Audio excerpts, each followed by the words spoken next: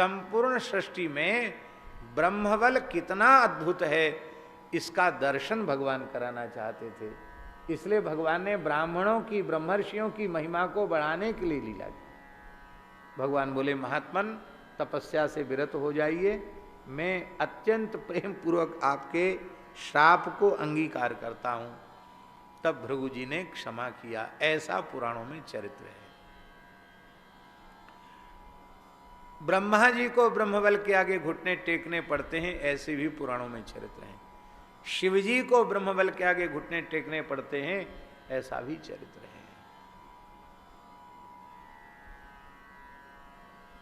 वाराह पुराण में महाराज जी एक चरित्र है। महर्षि औरव तप कर रहे थे और इतना कठोर तप किया महर्षि औरव ने कि देवराज इंद्र को भय हो गया, कहीं इंद्रासन तो नहीं ले लेंगे ये। तो भगवान शिव के पास चले गए, प्रभु बचाइए हमारे इंद्रासन को, महात्मा और तप कर रहे हैं। भगवान बोले ठीक है। तो तुलसी, बिल्वपत्र, कुश, दूर्वा, पुष्प, कंदमूल, फल आदि लेने जब महर्षि वन में गए तो भगवान शंकर आए और अपने तीसरे नेत्र की ज्वाला से महर्षि औरव के आश्रम को दग्ध कर दिया, जला दिया। अरे वृक्ष जल गए, राख हो गया सब, झोपड़ी जल गई, पर्णकुटी जल गई। महर्षि वहां से आए तो देखा यहां तो सब खाक हो गया। तो उनको क्रोध हुआ कि किसने ऐसा किया, मेरे इतने सुंदर सुंदर वृक्ष थे, इतनी फुलवाड़ी थी, सब खत्म कर दी, जला दिया, किस दुष्ट ने ऐसा किया। तो शाप दिया, जिसने ऐसा किया हो वह कोई भी क्यों न हो, जैसे उसने हमारे आश्रम को जलाया है ऐसी वो निरंतर अग्नि के दाह से पीड़ित रहे, जलता रहे। शाप दे दिया। शाप देने से तपस्या नष्ट हो गई। यही अभीष्ट था उनको, तपस्या से विरत करना। इसलिए क्रोध उत्पन्न करा के उनकी तपस्या में विक्षेप उत्पन्न किया। लेकिन शंकर जी कैलाश में बैठे थे, उनके सारे शरीर में दाह शुरू हो गया। लगता था कि आग में जला जा रहा हूं। तीनों लोकों में, पूरे ब्रह्मांड में शंकर जी घूमे पर उनका दाह शांत नहीं हुआ। अंत में भगवान ने कहा कि गाय ही, बद्रिकाश्रम में गए, बद्री नारायण भगवान से कहा प्रभु मेरे दाह को दूर कीजिए। तब उन्होंने कहा ब्रह्म शाप से आप दग्ध हैं, आपके दाह को कोई दूर नहीं कर सकता, केवल गाय ही ऐसी हैं जो आपके ताप को दूर कर सकती हैं। तो गायों का स्तवन करो। भगवान नारायण ने और भगवान शिव ने गोस्तवन किया और बद्रिकाश्रम क्षेत्र से 77 गाय प्रकट हुई। कितनी? मूल ग्रंथ में लिखा है सप्त सप्तति, माने 77 गाय प्रकट हुई और वो खड़ी हो गई ऊपर शिव जी के और अपने थनों से दूध की धारा गिराने लग गई।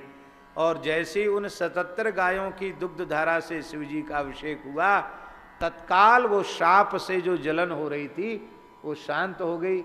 लगता है तभी भगवान शंकर ने कहा कि जो उसमें श्रावण महीना था, बोलो हमारा दुग्धाभिषेक करेगा, उसके भी पाप ताप संताप की निवृत्ति हो जाएगी। तब से दुग्धाभिषेक होने लगे। तो ये चरित्र हम केवल इसलिए संक्षिप्त में स्मरण करा रहे हैं कि शिवजी को भी घुटने टेकने पड़े ब्रह्मबल के आगे। इंद्रादि की तो फिर बात ही क्या है।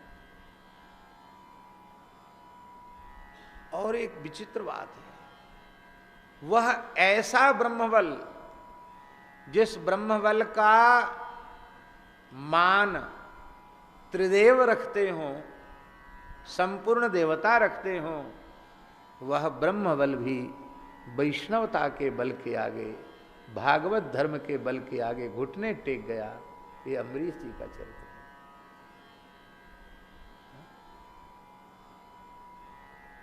सर्वोपरि ब्रह्मबल है।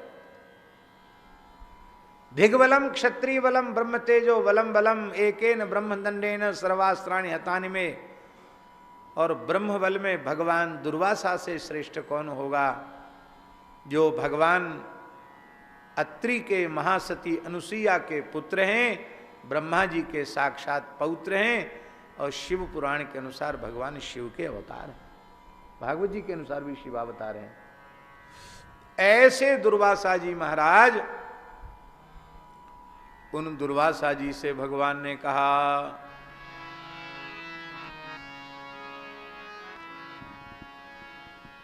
कि मेरा अपराध होता तो मैं क्षमा कर देता, तुम अम्बरीश जी की शरण में जाओ, वे क्षमा करेंगे तो ही तुम्हारे ताप की निवृत्ति होगी।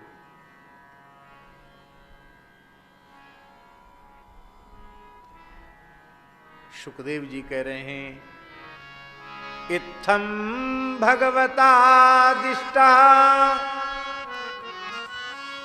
इत्थम भगवतादिष्टो दुर्वासा चक्रतापितः अम्बरीशमुपावृत्य तत्पादौ दुखितो गृहीत। कोई खींचतान का अर्थ नहीं है, तत्पादौ दुखितो गृहीत, दुखित होकर अम्बरीश के चरण पकड़ लिए। अग्रहित माने पकड़ लिए, और जब चरण पकड़ लिए तो अम्बरीश जी को अभिमान नहीं हुआ कि मैं जीत गया, ये पराजित हो गए। तस्य सोद्यमनम वीक्ष्य पादस्पर्श विलज्जिता, बड़ी भारी लज्जा हुई, अपने पैर छुड़ाए, पृथ्वी पर लौटकर साष्टांग वंदन किया। भगवान मैं क्षत्रिय हूँ, राजा हूँ, गृहस्थ हूँ, आप योगी हैं, तपस्वी हैं, ब्रह्मचारी हैं, ब्राह्मण हैं, ऐसा मत कीजिए, मुझे बहुत दोष लगेगा। और उस समय दुर्वासा जी ने कहा, अहो अनंत दासानाम महत्वम दृष्ट मध्य में कृतागसोप यद राजन मंगलानि सन्न्यासे। आज भगवान अनंत के भक्तों की अनंत महिमा को मुझे पता बोध हो गया। कृतागसः अपि, आपका कोई अपराध नहीं, अपराध तो मेरी ओर से ही हुआ, पर मंगलम समीहसे ने मंगलानि समीहसे, इसका तात्पर्य यह है कि आप मेरे मंगलों का चिंतन न करते तो ये सुदर्शन चक्र मुझे छोड़ने वाले नहीं थे। आपके मंगला शासन से, मंगल कामना से हमारी रक्षा हुई है।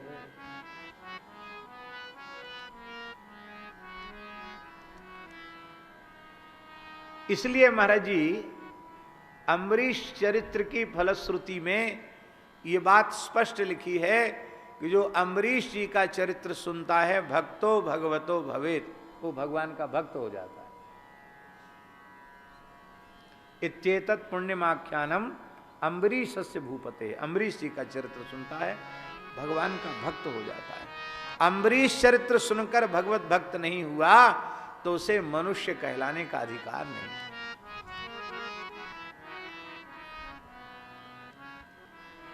भागवत धर्म सर्वोपरि है, वैष्णव धर्म सर्वोपरि है, यह बात अम्बरीश जी के चरित्र से प्रमाणित होती है।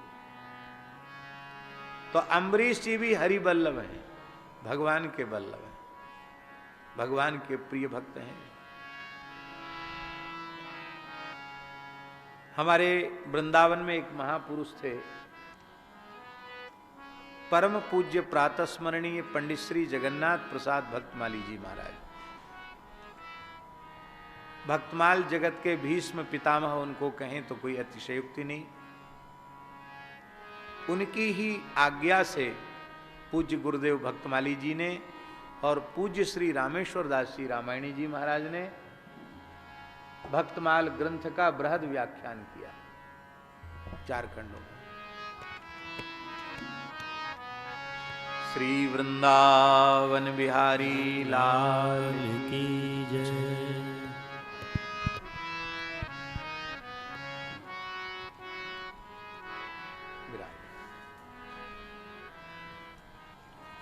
वो श्री पंडित जी महाराज कहा करते थे, पंडित श्री भक्तमाली जी महाराज, अब ये पोथी में नहीं है कथा, एक महापुरुष के भाव के अनुरूप कथा है, इसलिए इसको आप ये मत कहना कि किस पुराण में लिखी है। महापुरुषों के भाव भी प्रमाण होते हैं। तो भगवान चाहते थे, भगवान नारायण, कि अम्बरीश की भक्ति का परिचय देवर्षि नारद जी को प्राप्त हो।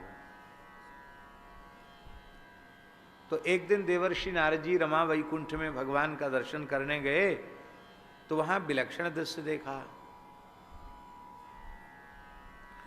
कि भगवती महालक्ष्मी तो वीणा बजा रही हैं और भगवान नारायण अपने चरण में घुंघरू बांधकर अपने हाथ में खरताल लेकर के नाच रहे हैं और अम्बरीश के नाम का संकीर्तन कर रहे हैं। कोई बात नहीं, समय कम है इसलिए अब अम्बरीश के नाम का कीर्तन नहीं कर, अम्बरीश जी के नाम का कीर्तन कर रहे हैं। तो नारद जी को बड़ा आश्चर्य हुआ। नारद जी ने कहा, जय जय प्रभु, सभी वैष्णव, सभी शरणागत भक्त आपके पवित्र नामों का संकीर्तन करते हैं और आप अम्बरीश के नाम का कीर्तन कर रहे हैं। तो भगवान ने कहा, जिस प्रकार से समर्पित भाव से अम्बरीश निरंतर मेरे नाम रूप गुण लीला का कीर्तन करते हैं, वचांसि वैकुंठ गुणानुवर्णने, तो मेरी भी तो प्रतिज्ञा है, ये यथा माम प्रपद्यन्ते तांस तथैव भजाम्य हम, तो मैं उनका कीर्तन करके आनंदित होता हूँ। तो नारद जी ने कहा, जब आप ही उनके नाम का कीर्तन कर रहे हैं तो अब हम भी उन्हीं के नाम का कीर्तन करेंगे। ऐसा पंडित जी कहते थे। तो एक बार नारद जी अब बार बार आने लगे अयोध्या जी में अम्बरीश जी से मिलने के लिए। तो एक बार नारद जी आए तो कांख में बही थी उनके, बही एक पुस्तक पोथी थी। ये पंडित जी के भाव है, पंडित श्री जगन्नाथ प्रसाद भक्तमाली जी के। तो अम्बरीश जी ने पूछा, गुरुदेव वीणा तो सदा आपके कर कमल में शोभायमान रहती ही है, आज ये बही किस प्रयोजन से लेके आए हैं? तो बोले, ये भगवान के यहाँ गए थे वैकुंठ में, तो वहाँ इस बही को देखा तो भगवान से मांग कर ले आए हैं। क्या है इसमें? बोले, जो लोग भगवत शरणागत होकर भजन में लग जाते हैं ना, उनका नाम इसमें अंकित हो जाता है। अच्छा, तो महाराज तो बहुत अच्छी चीज़ है, आपकी कृपा हो जाए तो मैं भी थोड़ा नज़र डालूं। कितने भक्त भगवान ने अंगीकार कर लिए हैं, कितने भक्तों का नाम भगवान के रजिस्टर में अंकित हो गया, देखें तो सही। तो हाँ, देख लो, रजिस्टर दिया, आदि से अंत तक पूरा रजिस्टर देख लिया, बही देख ली। अनेक भक्तों के नाम थे, पर अम्बरीश जी का कहीं नाम नहीं था, न आगे न पीछे न बीच में, कहीं नहीं। तो अम्बरीश जी के मन में दुख होना चाहिए कि हम भगवान की अहरनिश भक्ति करते हैं, पर हमारा नाम इसमें क्यों नहीं लिखा। अम्बरीश जी और अधिक दैन्य से भावित हो गए कि अभी मैंने भक्ति की ही कहाँ है, मैं प्रयास में लगा हूँ कि मैं भी भगवान का भक्त हो जाऊं, अभी मैं शरणागत हो कहाँ पाया हूँ, अभी मैं भगवत भक्त हो कहाँ पाया हूँ, मेरे हृदय में अभी वैष्णवता का प्रकाश हुआ कहाँ है। चलो कोशिश करते रहेंगे, कभी न कभी हमारा भी नाम लिख जाएगा। दे दिया, सिर लगा के दे दिया। कुछ समय बाद नारद जी फिर आए, आज फिर भी एक बही थी। तो पंडित जी कहते थे कि पहले हरे कलर की बही थी और दूसरी बार आए तो लाल कलर की बही थी। तो महाराज, ये पुस्तक में जिल्द बदल दी है कि वही है? बोले, नहीं, ये दूसरी है, कलर अलग है इसका। इसमें क्या है? बोले, इसमें भी भक्तों के ही नाम है। तो इसमें कोई विशेषता? बोले, हाँ, विशेषता है। पहले वाली बही में उन भक्तों के नाम थे जो भगवान की भक्ति करते हैं, और इस बही में उन भक्तों के नाम है जिनकी भक्ति स्वयं भगवान करते हैं। अरे महाराज, ऐसे भी भक्त जिनकी भक्ति भगवान करते हैं? बोले, हाँ।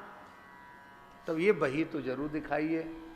तो जैसे ही उस बही को हाथ में लिया, अब प्रथम पृष्ठ उद्घाटित किया, तो सबसे पहले भगवान ने अपने लेखनी से लिखा था, अम्बरीशाय नमः।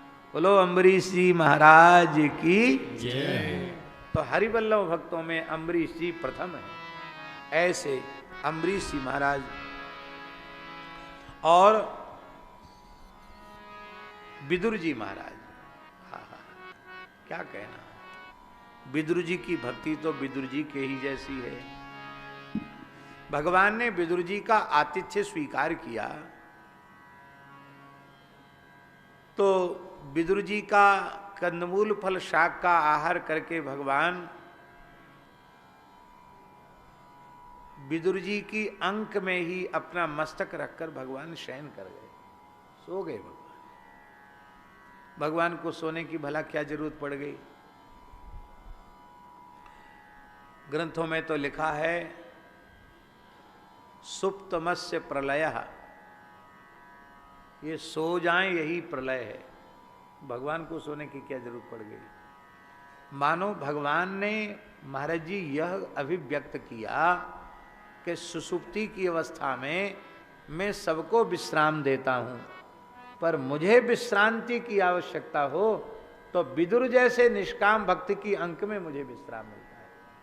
भक्त मुझे विश्राम देते हैं, इसलिए भगवान ने विदुर जी की गोद में मस्तक रखकर विश्राम किया। अब तकिया बना ली उनकी जंघा की, तो भगवान के मकराकृत कुंडल की छाप विदुर जी की जंघा पर पड़ गई। कागज पे चाहे राष्ट्रपति प्रधानमंत्री चाहे जितना बड़ा खर्रा लिख दें, जब तक उनके यहाँ की सील मोहर न लगे तब तक वो कीमती नहीं माना जाता कागज। तो मानो भगवान ने अपने कुंडल की छाप उनके श्रीअंग पर लगाकर ये प्रमाणित कर दिया कि इस द्वापर युग के आप हमारे अत्यधिक प्रिय भक्तों में से एक हैं। ऐसे श्री विदुर जी महाराज, क्या कहना। अक्रूर जी महाराज, सुदामा जी महाराज, अक्रूर जी की भी भक्ति आप सब जानते हैं।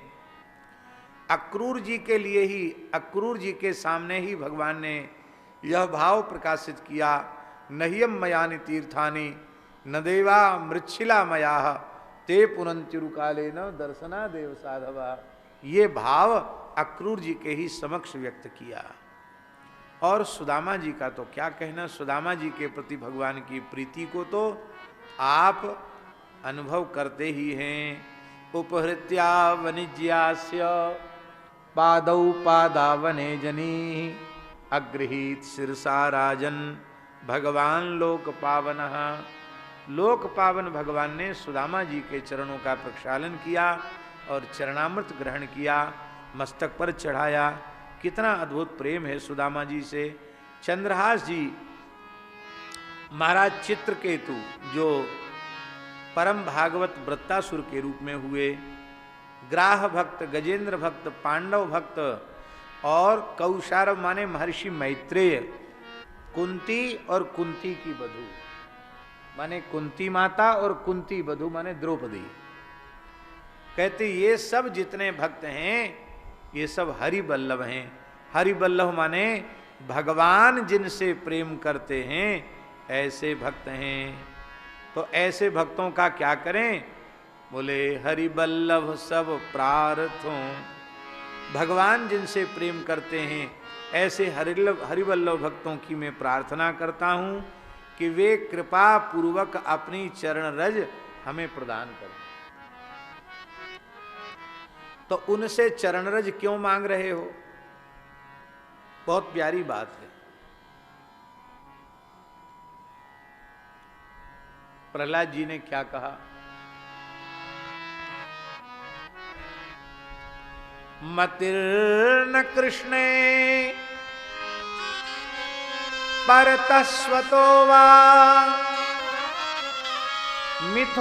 मिथोभिपद्येत गृहव्रतानां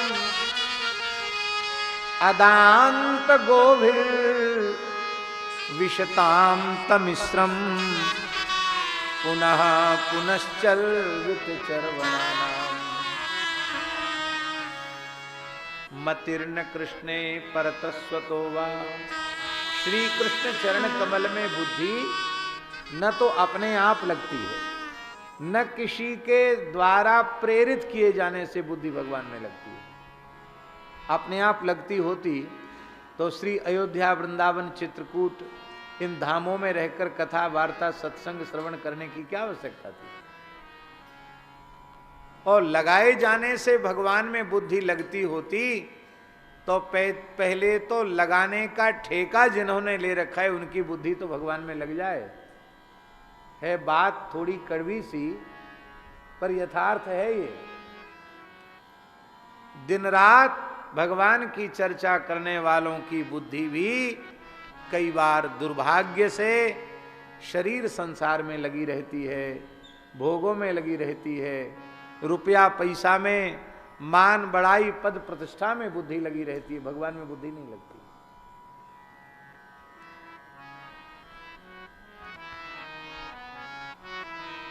किन लोगों की बुद्धि नहीं लगती?